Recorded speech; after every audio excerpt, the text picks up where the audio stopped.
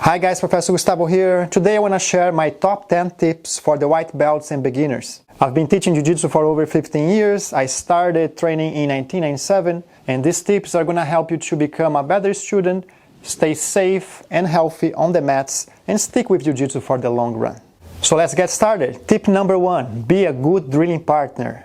Allow your partner to drill the techniques and learn the mechanics without offering too much resistance. I often see students trying to resist and counter the techniques they're just learning. You have to find the balance between too much resistance and too little, right?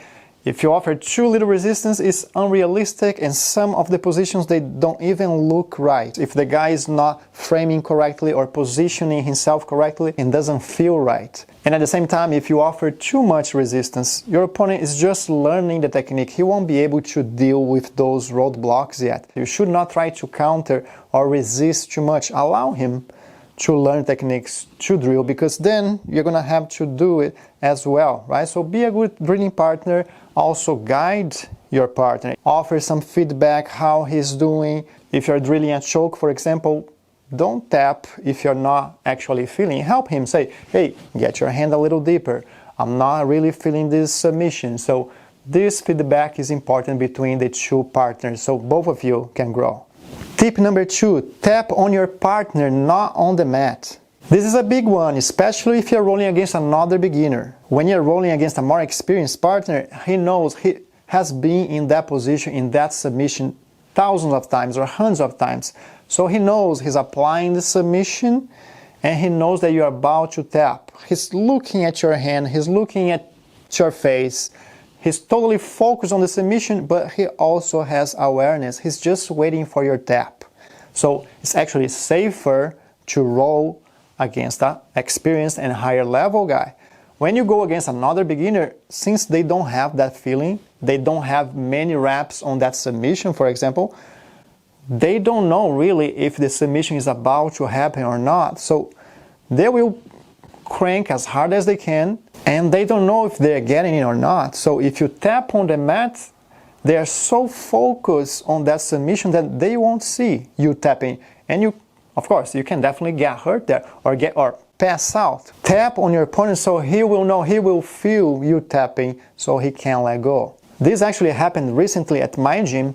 One of the beginners was rolling against another white belt, a more experienced white belt. But this more experienced white belt was executing a choke that we had just learned during the week. So it was a new choke for him. He didn't have the feeling yet. So he started choking this beginner, and the beginner tapped on the mat. The more experienced guy was so focused on the choke that he didn't realize the guy tapped. So he kept cranking the choke, and the beginner, it was a back choke, so the beginner was in front of him. And the new guy, he just, his only option in his head was punching. He started punching the guy here. The guy was behind him. He started punching his face until the other guy let go. So it created a little, a bad vibe in the gym. We had to explain everything again, because sometimes, one time is not enough, right?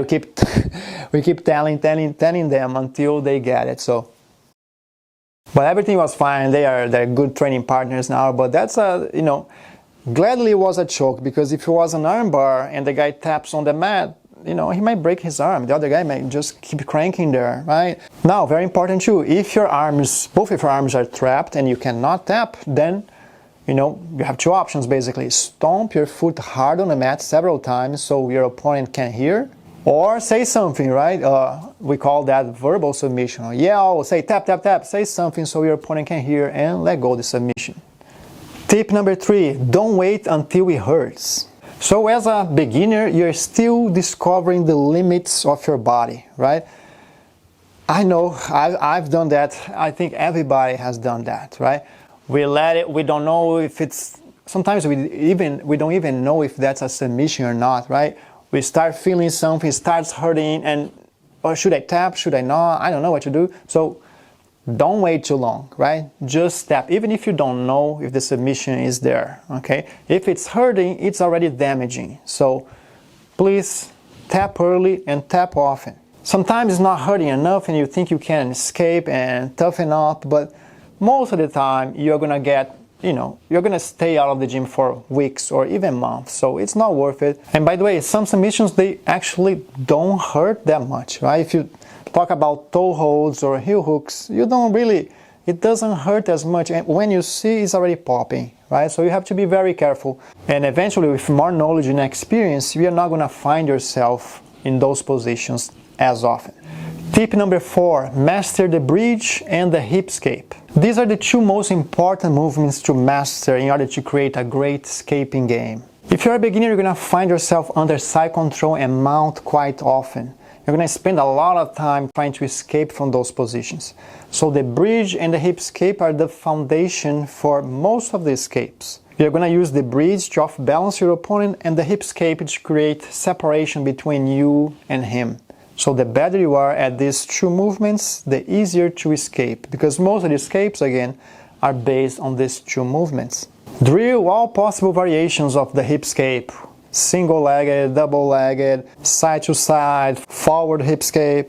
All of these drills are going to help you to escape from those pins. I cover all the details and several escapes from the mount, side control, and back position in one of my courses called The Ace of Escapes. I'm going to put a link in the description down below if you want to check it out. Tip number 5, there is no magic pill. I often hear my students asking, what's the secret to becoming good at Jiu-Jitsu? And I always say, well, it's the same secret as anything else. If you are a successful person, you're a successful businessman, you know what it takes. It's persistence, resilience, confidence, dedication, commitment.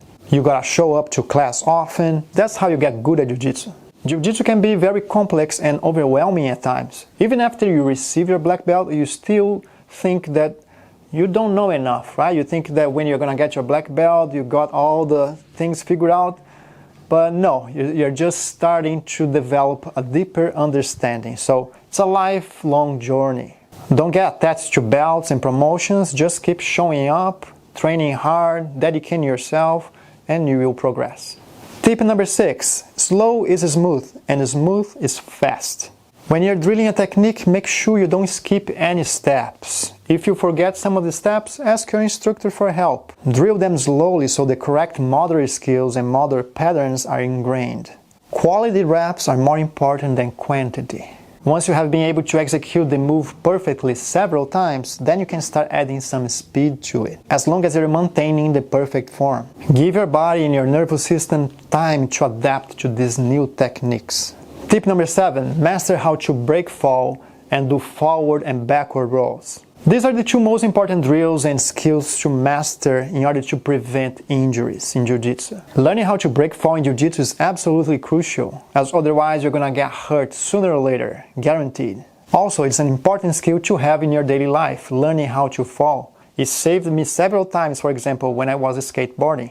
And learning how to do the forward and backward rolls are also super important for your safety. Learning how to tuck your chin and roll over your shoulder is gonna save your neck and your spine from terrible injuries. You are gonna execute those rolls when you're sweeping or getting swept by someone, for example. Tip number 8, be open-minded. The more you know, the better. Learn all aspects of Jiu-Jitsu: gi, no gi, leg locks, takedown, stop game, bottom game, self-defense, MMA, different styles. Sure, eventually you're gonna have your preferences, but you don't wanna have huge holes in your game, especially when you start getting better and moving closer to the black belt. So start earlier, start learning and studying all aspects of Jiu-Jitsu. Tip number 9, don't compare your progress to others. You are unique and you have your own journey. Some people train 3 times a week, some people train 3 times a day. Some people are young and athletic, some are old and not in really good shape. And some will get their blue belts in less than a year, and some will take 10 years. Some are competitors and train at a professional level, and some are just hobbyists. Just do the best you can do with the time that you have, with the physical limitations that you have, and keep showing up. Tip number 10, don't let your emotions take over, especially when you're in a bad position. If you panic or let your opponent know that you're tired or feeling uncomfortable, if he's experienced, he will know that and he will take advantage of that and make things even worse for you, eventually overwhelming you and tapping you out. Train your mind to stay calm and relaxed while you're under those bad positions so you can execute the techniques that you have learned. It's too easy to feel claustrophobic and panic. I know that happens to everybody, but that's just part of the training. It will get better. But if you panic, you won't be able to use the techniques, right? And if you're going against someone who is stronger or heavier or better, the only way you're going to escape is by using the techniques. You cannot overpower a guy who is stronger than you. So you have to use techniques, but in order to use the techniques, your mindset has to be in the proper place. You have to be able to stay without emotions when you are in those bad positions. Easier said than done, but that's the job. Focus on the technique, step by step, like you drilled in class. No emotions, focus on the technique and execute it. If you let those bad feelings and bad thoughts get into your mind, then it's very, very hard to reverse it, right? Once they start, you have to be really, really strong mentally to not let them take over. So sometimes start the row, put yourself in a better position. You're gonna do that. This is part of training too. Once you start getting a little better, you understand that you need to overcome that. You understand that you need to practice that. So sometimes you just let someone start on top mount, start on top side control, and you start training how to stay comfortable, confident, relaxed, and know that's not the end of the world. If things go bad, you tap out and you try again until you're able to overcome that claustrophobic feeling. And also, of course, that's super important skill to master and develop for outside of the gym, in real life, right? In some situations, if you panic, let's say in a street altercation, depending on the situation, if you panic, if you cannot control yourself, you can die, right, instead. So mastering the mind is part of your Jiu-Jitsu journey. Now, bonus tip number 11. If you're a complete beginner or are considering starting Jiu-Jitsu, then you must watch my video called Jiu-Jitsu for Dummies, where I break down in detail how Jiu-Jitsu works. Thanks for watching and don't forget to subscribe.